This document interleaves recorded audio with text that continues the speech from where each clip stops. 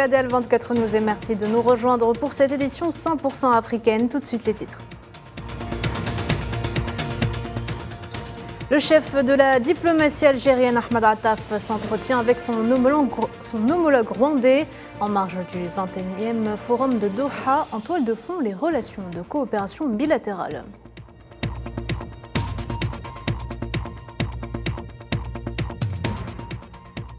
L'Italie s'implante sur le sol algérien. La première usine Fiat est entrée en service à Oran. Objectif 50 000 véhicules d'ici fin 2024, 1200 postes d'emploi à l'horizon 2026.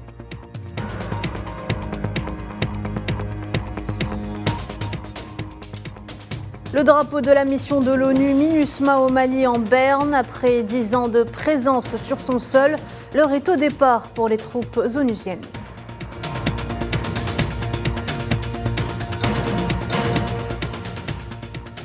Et enfin, présidentielle en Égypte, J-1 avant la clôture du vote. Les Égyptiens ont voté aujourd'hui pour le second jour. Un exemple ce soir, le Caire dans ce journal de l'Afrique.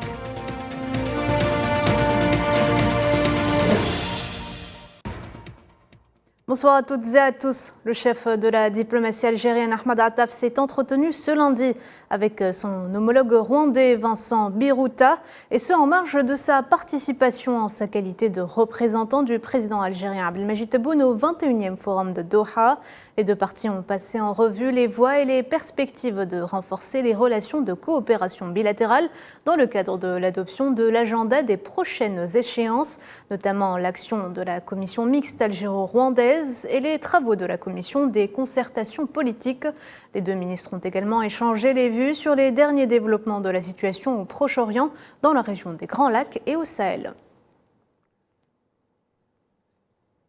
L'Algérie et Fiat ont ouvert une grande page d'histoire. Le ministre algérien de l'Industrie et de la Production pharmaceutique, Ali Aoun, a supervisé ce lundi dans la zone industrielle de la commune de Tafraoui à Oran l'inauguration de l'usine automobile de la marque italienne Fiat. La cérémonie d'inauguration de cette usine s'est déroulée en présence du vice-ministre italien de l'entreprise et du Made in Italy, Valentino Valentini, et du directeur général du groupe Stellantis, Carlos Tavares. Également son Excellence Giovanni Pugliese à nous rejoindre sur scène pour cette photo de famille, ambassadeur d'Italie en Algérie, Olivier François, CEO de Fiat, Arnaud Deboeuf, Chief Manufacturing Officer, et Silvia Vernitti, Global Corporate Planning. Cette marque a été choisie pour être la première marque fabriquée localement, étant donné que le fabricant italien a pris des engagements pour atteindre des taux d'intégration répondant aux exigences de développement et du cahier des charges. Aujourd'hui, nous célébrons non seulement l'ouverture d'une usine, mais aussi la réalisation d'un engagement. Un engagement envers le peuple algérien et la croissance du secteur automobile de cette grande nation. Permettez-moi de réitérer notre stratégie globale, Dare Forward 2030. Un plan stratégique audacieux pour la décennie à venir qui incitera les employés de Stellantis à être les meilleurs en termes de création de valeur pour toutes les parties prenantes, tout en fournissant une mobilité propre, sûre et abordable. Chez nous, on a lancé un plan de développement de l'Afrique qu'on a appelé le plan Mattei, il piano Mattei. S'il y a un endroit où il ne faut pas expliquer pourquoi on appelait nos plans des relations avec l'Afrique piano Mattei, c'est l'Algérie. C'est un pays où on comprend ce que ça veut dire, c'est ici.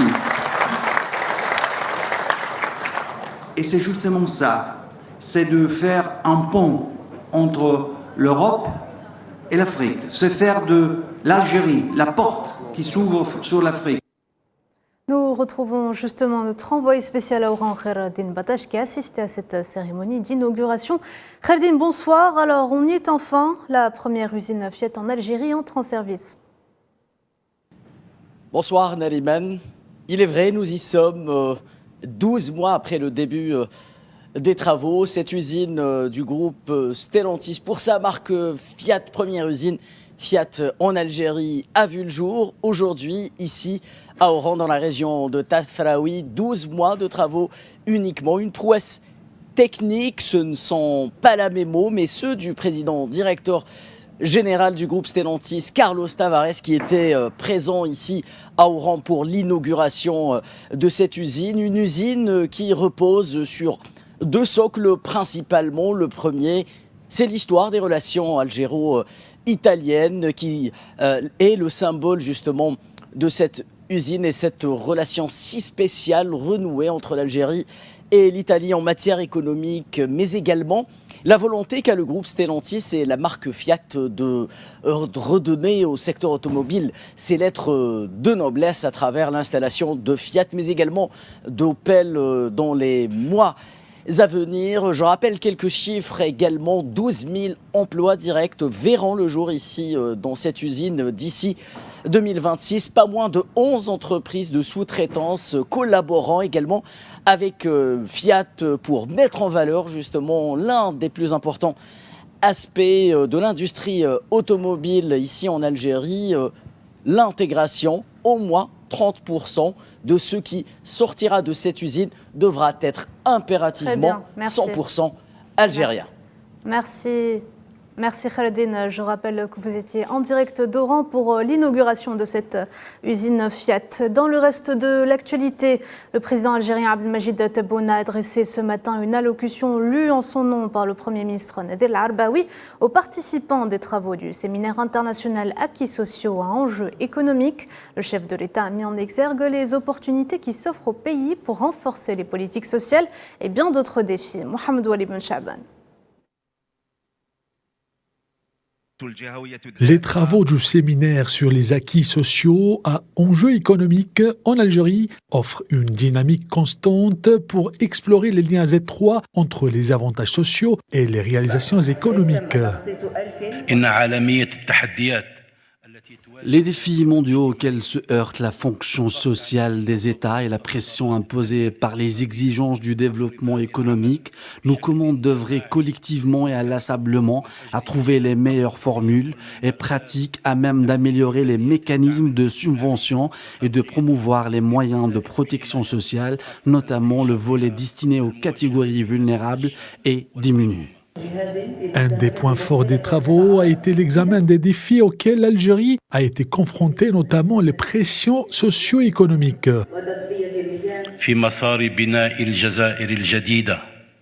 Notre pays a fait face sur la voie de l'édification de l'Algérie nouvelle à de multiples enjeux, difficiles et complexes à la fois, que nous avons relevés avec une volonté forte et sincère afin de rattraper les situations socio-économiques difficiles accumulées, mais aussi pour construire une économie efficace et compétitive, tout en œuvrant à améliorer la vie sociale en réponse aux aspirations du peuple algérien. Le chef de l'État s'est engagé dans son discours à évaluer l'impact des acquis sociaux sur l'économie algérienne. Les sujets abordés comprennent la revalorisation salariale et la réduction des charges fiscales qui façonnent le paysage socio-économique.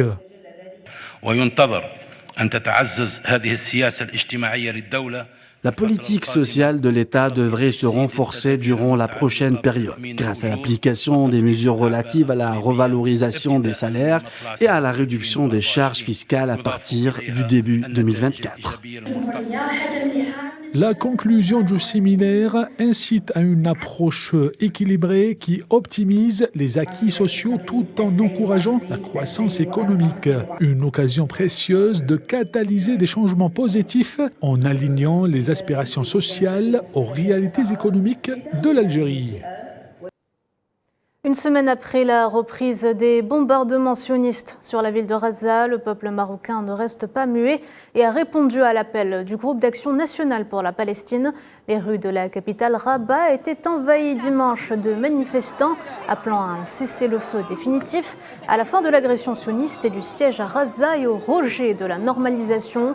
Drapeau palestinien à la main et autour du cou, ils étaient des dizaines de milliers à marcher et à crier leur douleur, leur peine et leur colère.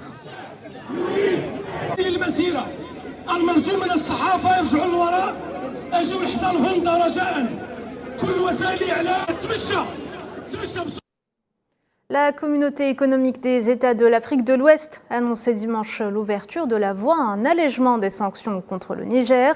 Ces sanctions avaient été imposées début août après le coup d'État militaire qui a renversé le président Mohamed Bazoum. La CEDEAO a toutefois conditionné cet allègement à une transition courte avant un retour des civils au pouvoir.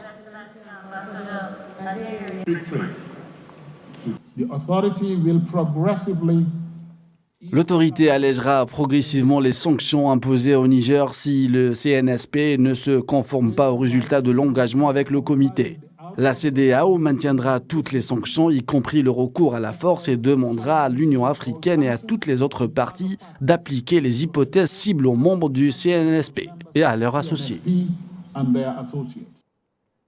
On en parlait en titre, c'est officiel, la mission de l'ONU au Mali a abaissé le drapeau des Nations Unies sur son quartier général à Bamako, clôturant symboliquement 10 ans de déploiement dans ce pays en proie au terrorisme.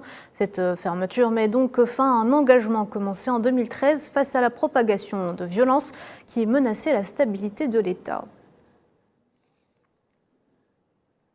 Le président de la République démocratique du Congo, Félix Tshisekedi, en pleine campagne électorale, a tenu un meeting dimanche à Goma, dans l'est du pays, alors que la ville est quasiment encerclée par les rebelles du M23 et que des combats ont lieu à une vingtaine de kilomètres à l'ouest.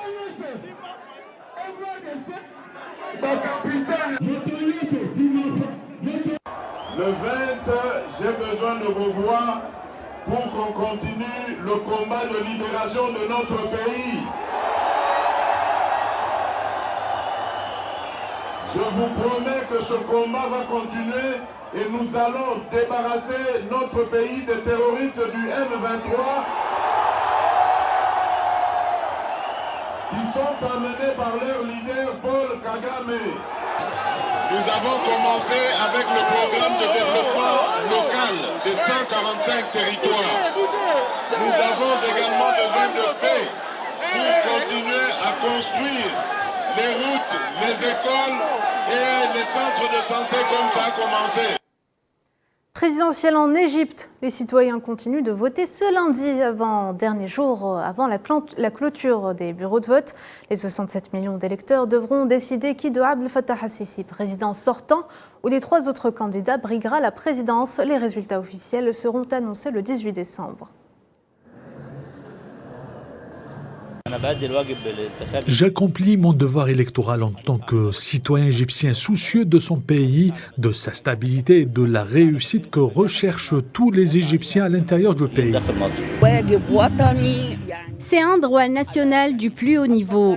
Nous ne devons pas négliger de voter lorsque nous avons le droit d'exprimer notre vote. C'est un droit constitutionnel.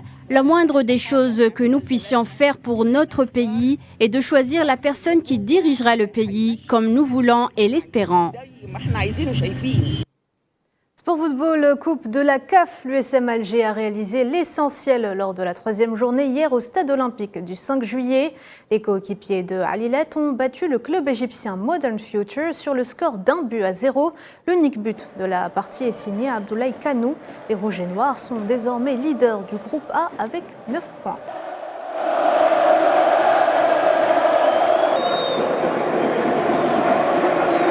C'est normal que l'équipe a bien travaillé la première mi-temps et les buts arrivent à la deuxième mi-temps parce que normalement les matchs, la première mi-temps c'est plus serré, il y a plus capacité physique, l'équipe adversaire c'est plus concentrée dans la position défensive et la deuxième mi-temps il y a un peu plus d'espace. Alors je pense que nous devons donner la félicitation à toute l'équipe.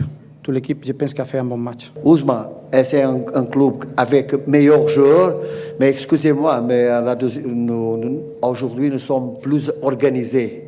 Nous avons montré à vous une stratégie, un système, et après une stratégie. Vous avez compris? C'est comme ça. Nous ne méritons pas de perdre cette match. Et voilà, on arrive à la fin de cette édition. Merci de l'avoir suivi. L'information continue sur Al 24 News. Au revoir.